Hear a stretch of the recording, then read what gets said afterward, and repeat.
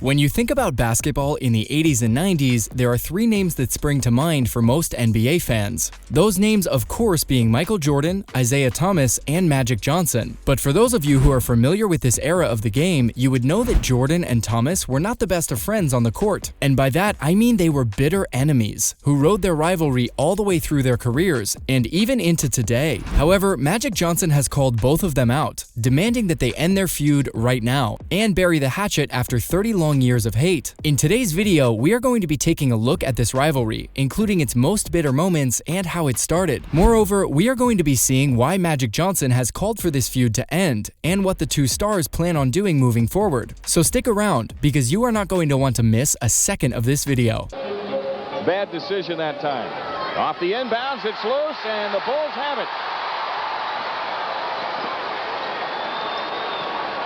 Jordan on the move. The rivalry started back when the Bulls and the Pistons played each other regularly in the regular season and the playoffs in the 80s and 90s. While the Pistons did not try to hide it, Jordan believed that the Pistons were doing everything in their power to hurt MJ every time he stepped on the court. They are just not with it yet. Just not with it. Bill Laimbeer, sure-handed normally. During their playing days, the Pistons and the Bulls hated each other, and the Pistons knew that they had a better shot at beating the Bulls if MJ was not playing. How he leaves the defensive man. Dumars was thinking that he had rotation help. Woo! Wow.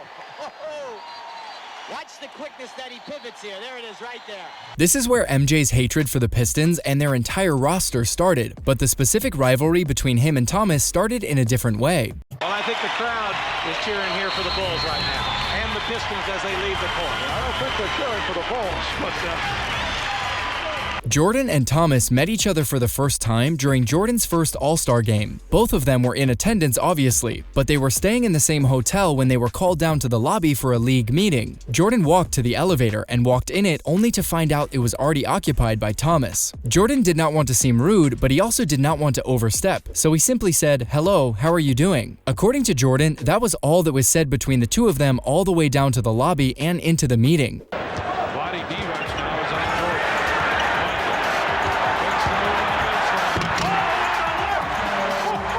Jordan then later heard that apparently after their short interaction, if you can even call it that, Thomas was telling everyone he knew that Jordan wouldn't even speak to Thomas on the elevator, that he gave him the cold shoulder. That's probably the way the Bulls will handle it at the other end. Here's a steal by Thomas, and Isiah gets the Pistons off to a quick start. They started quickly 2 weeks ago, remember. Jordan obviously knows that that isn't true and has said multiple times that Thomas started the beef. Jordan was not pleased with Thomas's behavior and said that he tried to be kind for a few months after that, but continued to hear rumblings that Thomas continued to badmouth him. So eventually, that led Jordan to decide to lean into the skid and reciprocate the hate. Jordan said, "Well, I'm gonna stop trying to be nice. Screw it, just play basketball. We don't have to be best of friends." From there on out, the pair have hated each other, and what is funny is this all started over a 45-second elevator interaction. Harper's alone, a 13-footer, and he misses. Rodman can't tip it in. Rebound O'Neal now, stolen by Jordan from Hardaway. Picked him, bluffs one at the line, they leave him open. If Thomas had just decided to be a normal human being and respond to Jordan when he gave him a polite greeting, we never would have gotten the best sports rivalry of all time. If Thomas hadn't been the biggest baby in sports history, not only would we have missed out on this great rivalry, but Jordan may not have been the most competitive player to ever touch the NBA hardwood. From getting that little layup on the move around the Cartwright screen, off to Jordan. boom, boom. Power slam. Scotty with some good movement, Jimmy. Jordan was always competitive, that much is obvious, but without this extra push to become the killer he became, we may have gotten a Jordan less concerned with defeating the Pistons. By 10. Here's Jordan on the drive, all the way to the hoop, scooped it in. He's fouled. Immediately following their interaction at the All-Star game, the Pistons and Bulls had to play each other in a regular season game. Jordan had a great game and dropped 49 points on the Pistons in a huge win. The headlines all read, "Jordan gets his revenge, drops 49. Apparently that was enough for Thomas to cement his hatred for Jordan, and thus a rivalry was born. And here we are 40 years later and these two still hate each other. Whose game is it? It's Michael Jordan. But NBA legend Magic Johnson has decided that enough is enough. Johnson was recently on the All the Smoke podcast in which he stated his opinion on the matter. I don't like it. I think they should be done with that. He continued on by saying, "Listen, we played when we played. We all had to dislike each other to win a championship. We all had to do what we had to do." The deciding game in an opening round series, and the Chicago Bulls will move on to play the New York Knicks in the best of 7. Right now, let's go right over. Magic followed up these comments by congratulating the two of them on being strong and intelligent businessmen long after their basketball careers ended. He then said what we are all thinking. Why are we still right living in the past? Magic could not be more right. Why are these two so hell-bent on continuing this beef that really has no reason to be a thing? The co-host of the pod then stated that only Magic Johnson had the ability to set these boys straight, to which Magic responded with, "They're my boys, so I guess I'm gonna have to be the one to bring them together." Is vintage Jordan super stuff. I'll tell you, I hope nobody blinked watching that one. Johnson himself actually had a feud with Thomas back in the day too, but he took it upon himself to end the beef about 5 years ago. So here's the conclusion I am getting from this. Isaiah Thomas is a baby. Imagine having beef with two guys you used to play basketball against 40 years ago for no reason. He didn't really have a reason back then, and he certainly does not have one now. So what's the point? It seems to me like Thomas is more concerned with his own image than the ability to be a respectful human. The fact that Thomas would go out of his way for this many years